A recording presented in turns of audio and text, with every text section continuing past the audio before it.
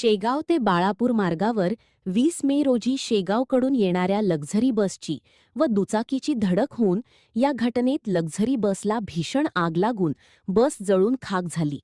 या अपघातात 2 व्यक्ती गंभीर जखमी झाले असून सुदैवाने मोठी जीवितहानी टाळली गेली। मिळालेल्या माहितीनुसार शेगावकडून येणारी लक्झरी बस व दुचाकीची धडक झाल्यानंतर त्यांच्या घर्षणातून बसला आग लागली असून पूर्णपणे बस जळून खाक झाली। या घटनेची माहिती मिळताच बाळापूरमधील अग्निशामक दल तेथे पोहोचून आग विझवण्याचा प्रयत्न केला।